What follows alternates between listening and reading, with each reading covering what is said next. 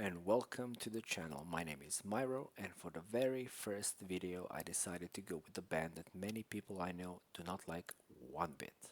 The band in question is Swans, um, and I can say from the start that I really love them and I was inspired to do this because I saw them live last month and I was blown away, and that inspired me to re-listen, review and rank every album they released so far. Um, and it was an interesting experience as well since I never actually ranked any of those. I knew what my favorites were, but that changed as well during this revisit.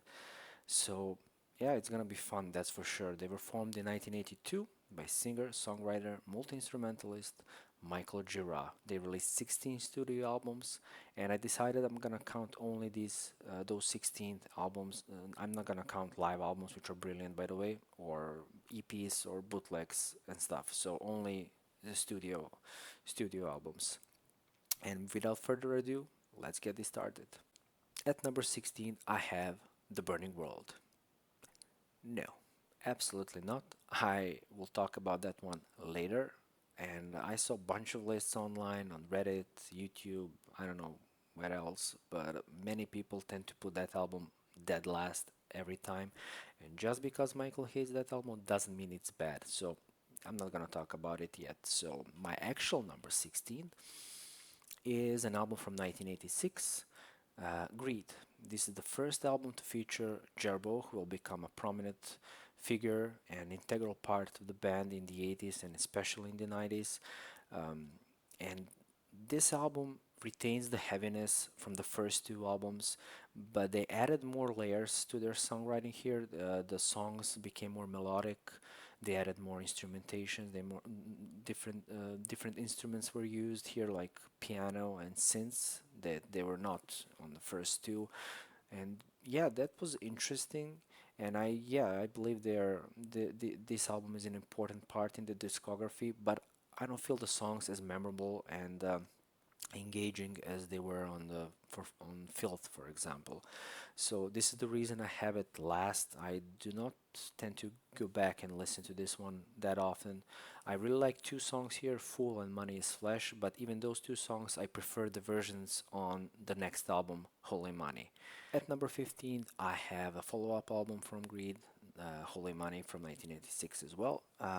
This album feels improvement over Greed in every way, in my opinion. Even the songs they re-recorded for Holy Money, Fool and Money is Flesh, are better on Holy Money than on Greed, in my opinion, of course.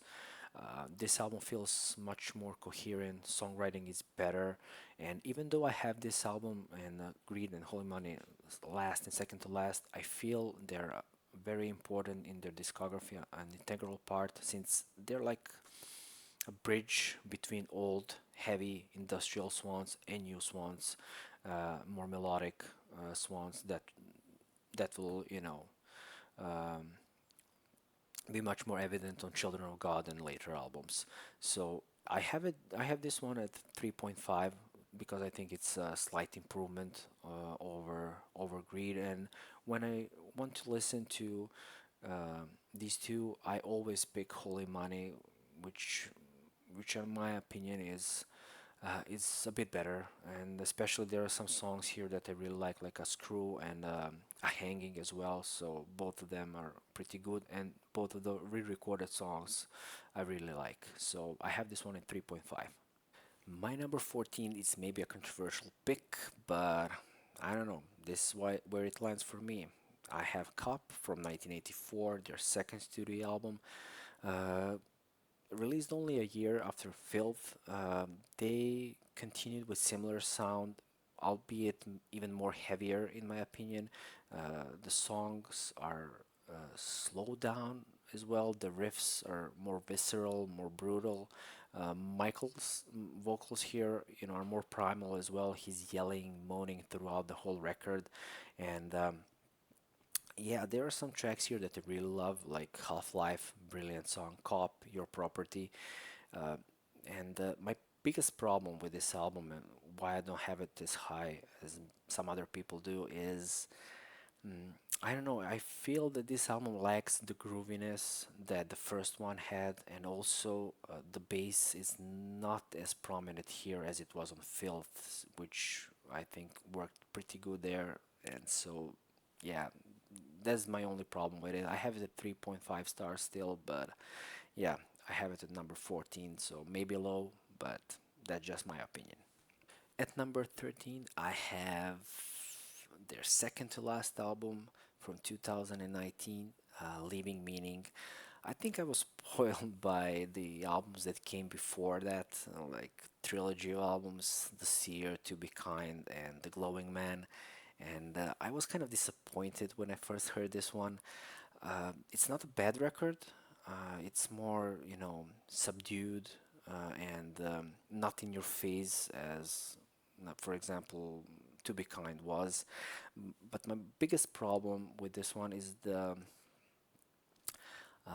songs build, but they never actually go anywhere. It's kind of there. There's no big, complex, climax to any of the songs here. So this is my only problem with it. There are some great songs, but just not as memorable, not at all as some of the songs from previous three records. So I have it at 3.5 stars. At number 12, I have their comeback record from 2010, My Father Will Guide Me Up a Rope in the Sky. This was their first studio album in 15 years, so it was a big day for Swans fans when this was released in 2010. And in hindsight, if you see what's to come after this album, you can hear hints of it here, and I think it's an important album in their discography. And you can see a transitional record as well. Many people tend to bash this one because they think that it doesn't sound like a Swans record. It feels more like Michael Jura's solo project or something he did with Angels of Light. Yeah, I can hear the connection, that's for sure, since same band members are playing on that project and on this album. But I don't see the problem with that. I mean, there are some great songs here, like Jim or Eden Prison. Really love both of them. And yeah, it's not as breathtaking or groundbreaking as Soundtracks for the Blind was, but I still think it's an important record in their discography, and I can see that this album grows on me in the future. I have it at high 3.5 stars, which is pretty good. At number 11, I have their most recent studio album, The Beggar from 2023. When I first heard the singles leading up to this album, I was kind of skeptical and unimpressed, but my opinion kind of changed after I saw them perform this album live last month and when I heard the album in full. Um, so, yeah, I think it's a better record than Living Meaning was, but they share the same problem.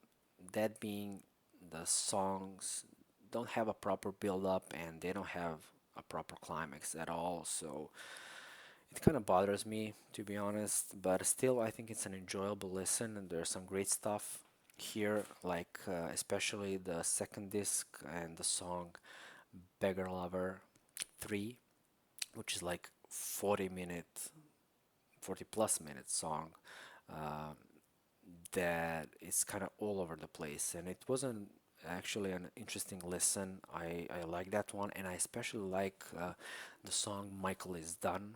I really like that one, and the lyrical themes here are dealing with mortality, Michael's mortality in particular, since he's getting older, and yeah, there's some interesting lyrics as well. All in all, it's a pretty solid album actually, and this is my first album that I'm gonna give 4 stars to. So everything from this point on will be 4 and up. So this is how much I love Swans. So number 11, The Beggar. At number 10, we have an album that I already mentioned in the beginning of the video that many people hate, Michael included, and I'm not sure why. I think this album is pretty good, it's beautiful, and I love it. It's not perfect by any means, but still, it doesn't deserve to be last and doesn't deserve to be hated as well. The album in question is The Burning World from 1989. It was their first album they released after being acquired by a major label, following up success of their cover of Joy Division's Love Will Tear Us Apart.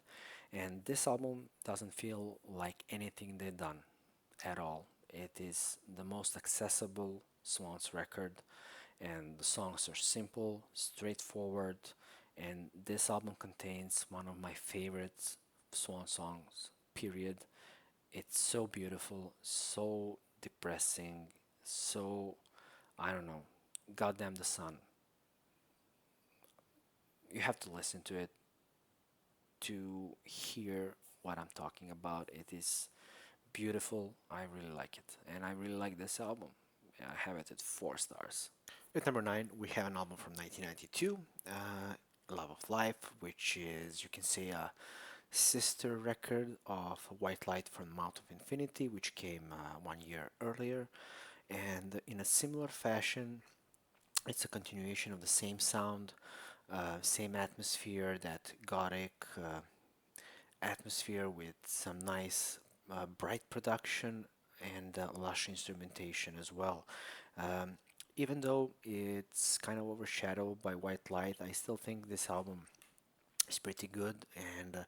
And what they added here that they're gonna perfect on one of the albums we're gonna talk about later is they added interludes with field recordings, samples, and which make this album flow really nice. And when I listen to this album, I really like listening from start to finish because it just works basically. And some of the songs here are really good, even though they're not as good as some of the songs from the previous record. For example, Love Life, songs like her, great songs, and I really like Gerbo stuff here as well. So all in all, I think it's a pretty good record. I have it at 4 stars. At number 8, we have an album that maybe many people have higher than me. I'm not sure, but I still like it. I still like it a lot, actually. And that is Filth from 1983, their debut. And as the name suggests, and as the album artwork suggests, this album is filthy. It is bleak. It is heavy. It is grim. It is primal, visceral. I don't know. It is something you didn't think you can hear in 1983. Basically, it was ahead of its time, and it is a very influential album to many metal artists in late 80s and 90s. And I really love metal music. I like black metal, death metal, you name it. But this album is the heaviest thing I heard in my life. Um, This album influenced bands like Godflesh, for example, ISIS, Napalm Death, you name it. It is very ahead of its time and it's brutal. The lyrics are brutal. Michael screaming and moaning throughout is brutal. The drums are all over the place. I think they had two drummers. They played chaotically. The bass is great here. I love it, and this is the reason I have this album ahead of Cop. The bass here is great, and I really like the groove. The album, even though it's heavy and that brooding, it has the grooviness basically. It has something that drags me every time I'm listening to it. It is great. I really like it. I have it at high 4 stars. At number 7, we have Children of God from 1987. And what a dramatic change in sound. I mean, we heard hints of it on Holy Money and Greed, but everything they did, it all came together for this one. Everything from Filth to Cop to Greed to Holy Money, everything came together for this record, and I think this is their crowning achievement of the 80s. A beautiful record filled with variety, and they retained the heaviness from the first two records and added more melody and in their songwriting, and they added more depth. And I also really appreciate that Jarbo got more. Um, more involved in the songwriting process, as we can hear on the songs like In the Garden or uh, Blood and Honey, beautiful songs. And when I say there's a lot of variety to it, I mean it kind of starts really heavy with New Mind, and as soon as that is over, we go in the Garden, which is a beautiful, calm song with Jarbone vocals, and we get here on this album a lot, which I like. I like that variety. It makes the album flow really nice. Um, and I don't know. I had this album in my head at least before I had it like number two, number three. Uh, it kind of fell off a bit after doing this deep dive again, but I still think it's a great and an influential record. Um, and I have it at 4.5 stars. And now we're getting to a difficult part. I mean, it was difficult for me to rank these six albums, but I had to. At number six, I have The Seer from 2012. I remember when this album came out, I was like, everyone was talking about it in the music community that I was into. Uh, and I knew before that, I knew Swans. I mean, I heard a couple of songs from White Light from the Mouth of Infinity, but I never actually listened to a full album. And I had to give it a go to see what's happening. I mean, everybody, what's the fuss about this album? And as soon as I start listening to it, when I heard Lunacy and that mantra chanting like Lunacy, Lunacy, I was hooked from the start. I really love this album. I think it's great. It contains one of the some of their best material, and I mean this late in their career, it's astonishing. Really like the title track, like Lunacy, Song for a Warrior, The Apostate, really great songs, and a great record. And if you have 2 hours to spare, this is a great way to do it. I mean, just listen to this album from start to finish. Put your headphones or whatever you have, and especially if you have vinyl, it's great. Listen and enjoy the beauty of this one. I have this one at 4.5 stars. I had it higher before, but I had to even things out, so I have it at 4.5. Beautiful, beautiful album. At number 5, I have White Light from the Mountain Infinity from 1991. I could say this is actually my introduction to Swans. I heard a couple of songs from this record somewhere like in 2009, 8, something like that, and I really liked them.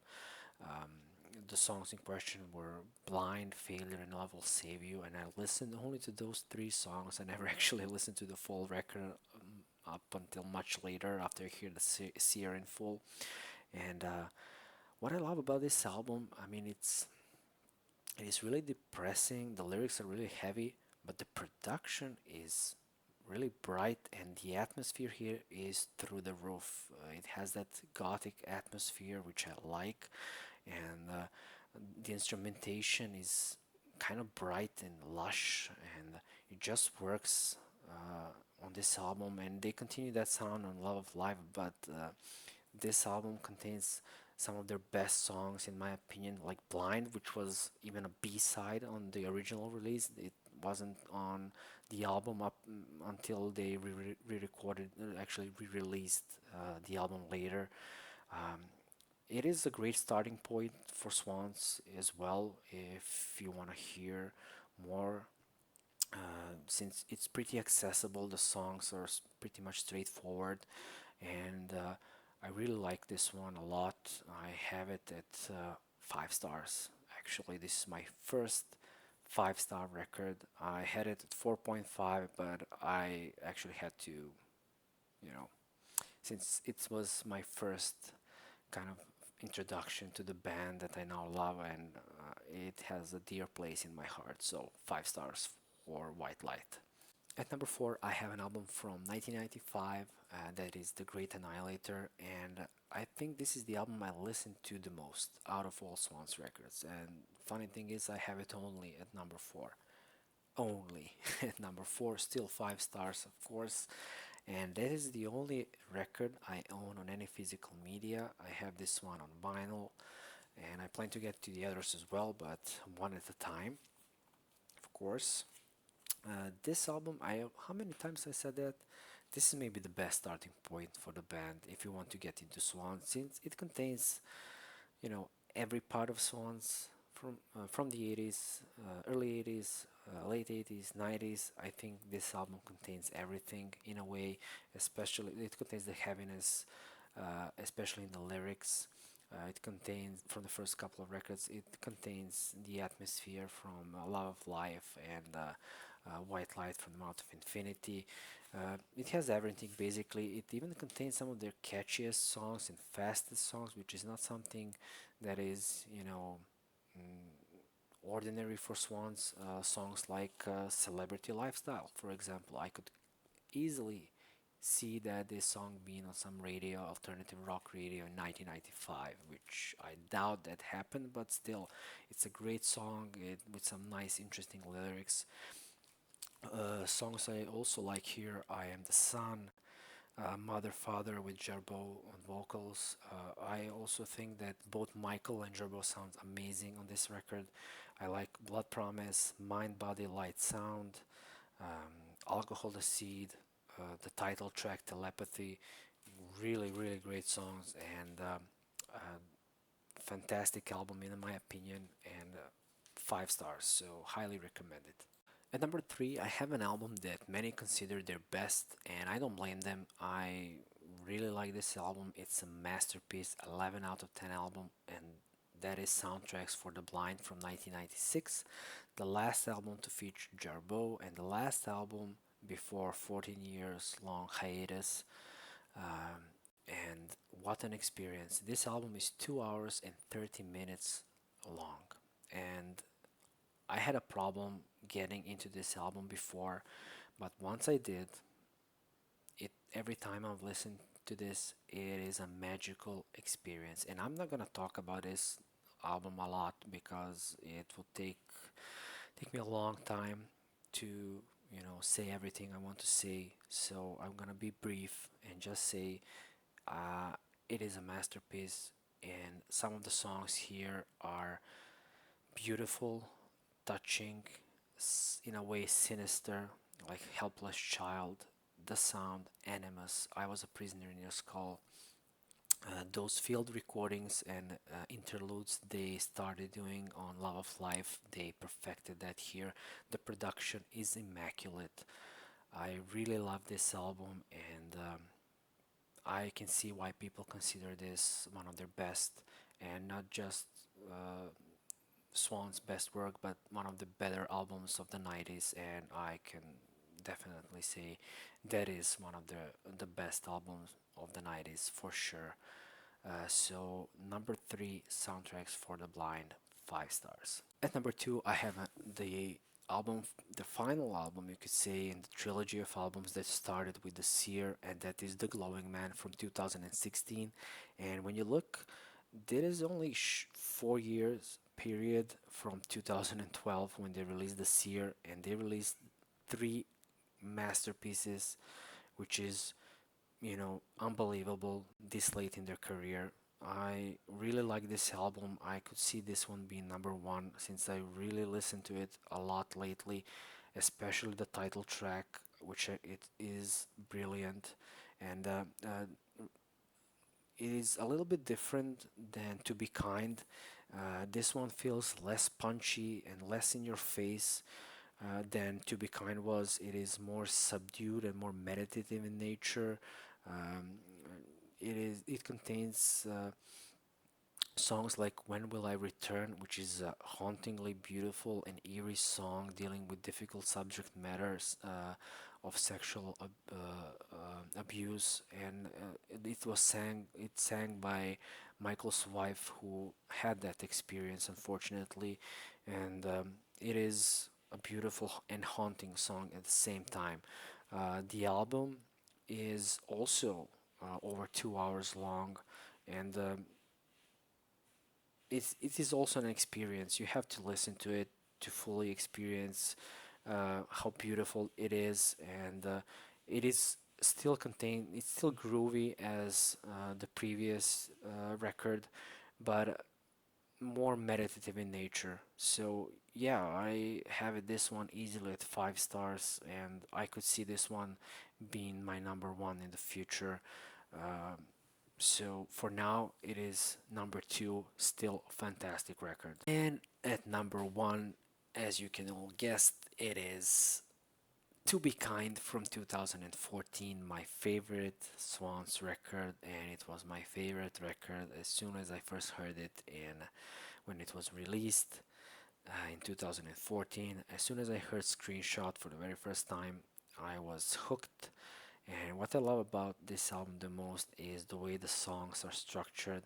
They follow the same damn riff throughout the whole song, but it builds. They add more and more and more layers, more instruments, and to create this magically haunting, engaging wall of sound that explodes, just basically explodes in the end. I really like every single second on this album from start to finish. My personal favorites: Screenshot, A Little God in My Hand, She Loves Us, Oxygen, amazing song. Bring the Sun, Tucson, Lover 2, also a 34-minute epic song, two-part song, you could say. I don't know, it is the playing here is immaculate. What I love about these albums from this era, it is the production. You can clearly hear every single instrument they played on the record. I really like, especially on this album, I really love the drums. The drums sound amazing. Just put Screenshot on as the first song, and you will hear what I'm talking about. Another masterpiece, and in my opinion, the best Swans record, uh, for sure. So I have this one at 5 stars. If I could give this album 100 stars, and it is my favorite album from 2010's period. So, oh, this was a long journey, and my mouth hurts, everything hurts, but it was worth it. And I plan to do top 10 songs, my favorite Swan songs, and maybe top 15 actually, since it would be hard to only pick 10. And I will release that video shortly after this one. So thank you for watching, and see you in the next one.